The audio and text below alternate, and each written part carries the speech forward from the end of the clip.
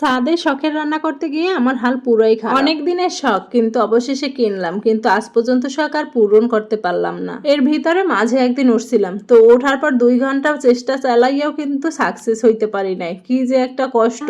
Always ঘোরে কোন দিন রান্না করতে পারবো, কোন দিন রান্না করতে পারবো। বলছিলাম ছাদে চুলার কথা, চুলাটা কেনা হয়েছে বেশ অনেক দিন আগে, তো ছাদে চিন্তায় আছে যে রান্না টান্না একটু মাঝে সাঝে করবো, ভালো লাগবে, একটু এনজয় করার জন্য। মূলত তার ভিতরে বড় একটা সমস্যা, আমার ছাদটা আবার 5 তলার উপরে, যেহেতু ওইখানে আমার আলাদা কোনো রান্নাঘর নাই, তাই সব টাইনা নিয়ে একেবারে ওঠা লাগে, আবার নিয়ে নামা লাগে। চুলা কেনার আগে অবশ্যই সেটা বুঝি নাই, কিন্তু চুলার পর মনে হইতেছে এটা বেশ ভালোই প্যারা। তো আজকে আবার সব রান্নার যে জোগাড় যন্ত্র সেগুলো রেডি টেডি কইরা তারপরে একেবারে ছাদে উঠলাম, যাতে আমার বেশি কিছু টানাটানি না লাগে। এই চুলাটা ছিল অন্য খোলা পাশে, একেবারে যেই পাশটায় আলো বাতাস বেশি আসতো, তো ওইখানে জাল ধরানো খুবই কষ্টকর ছিল, এই জন্য চুলাটা আবার এইখানে আনলাম। তো বৃষ্টি হয়েছে, এই যে অনেক দিন যাবত বেশ অনার্গল বৃষ্টি হইতেছে, তো বৃষ্টিতে চুলাটা অনেক ভিজে একেবারে চুপচুপা হয়ে গেছিল, জাল ধরাইলে জালই ধরতো না। এই জন্য আমি আবার গত কয়দিন আগে এই চুলাটা এই পাশে আবার একটু ছাদের ছাউনির মতো আছে, তো ওইখানে এনে রাখছি যাতে বৃষ্টিতে না ভেজে আমি জাল ধরাইলে যাতে ভালোভাবে জাল ধরাইতে পারি। চুলা কিনছি, রান্না না করলে কি আর হয়। এই জন্য ছাদের ভিতরে একবার আসছিলাম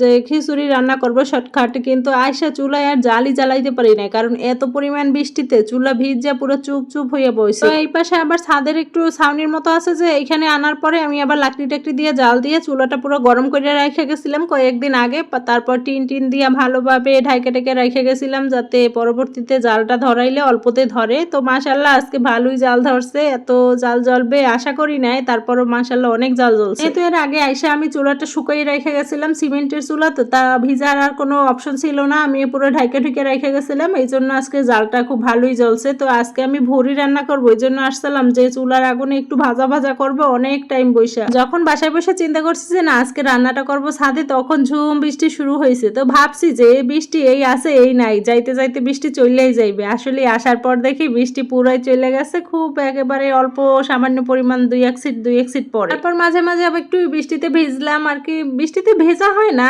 জাস্ট গায়ে একটু পানি পড়ে এই আর কি, অত বৃষ্টি তো আর হয় নাই। তো ফাঁকে ফাঁকে নাড়াচাড়া, তারপর বাতাস ছিল, আবার একটু বৃষ্টিতে ভেজলাম।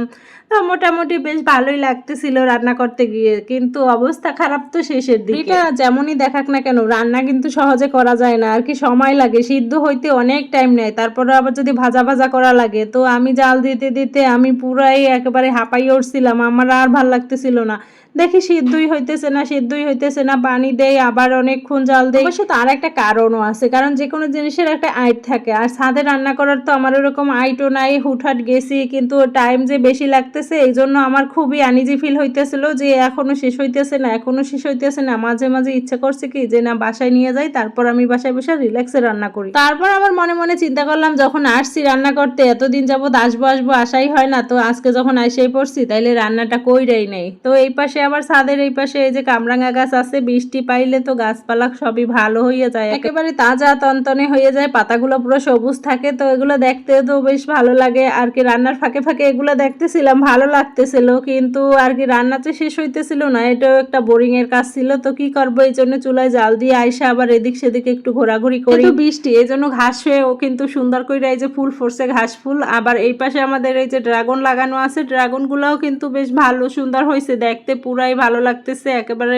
নাতুস নুতুস বলে না, নাতুস নুতুস। তবে কি হাত ব্যথা হয়ে গেছে ভুঁড়ি নাড়তে নাড়তে, তারপর ধরাই দিলাম জামাইয়ের হাতে যে আমার হাত পুরা ব্যথা, এখন তুমি একটু নাড়ো আর কি, ভুঁড়ির নিচে লাগবে, লাড়া দেবো, তারপরেই তো ভাজা ভাজা হবে, নাইলে তো আর ভাজা ভাজা হয় না। আর এই যে মাটির চুলায় রান্না কিন্তু একটু আলাদাই মজা থাকে, এজন্য মূলত আজকে যাওয়া। ইচ্ছা ছিল আরো একটু টাইম নেওয়া, কিন্তু ইচ্ছা থাকলেও তো আর উপায় হয় না, আর ভালো লাগতেছিল না, একেবারে অধৈর্য ধরাতে আমি বাসায় চলে আসছি। বেশিক্ষণ রাখি নাই, এই যে চুলার জালটা বন্ধ করে দিছিলাম, তারপরে আস্তে ধীরে হয়তো বা 5-7 মিনিট ছিলাম, তারপরে যতটুক হয়েছে বাসায় এসে তারপর গোসল টোসল কইরা খেতে বসছি। আসলে গরমও লাগছে, আমি গেছি বৃষ্টি দেখে রান্না করতে, যাইয়ে দেখি যে রৌদ্র উঠে গেছে আর কি। কেমন অবস্থা বলেন, একেবারে রৌদ্র মনে হয় গায়ে জানি পুইরা পুইরা ওঠে।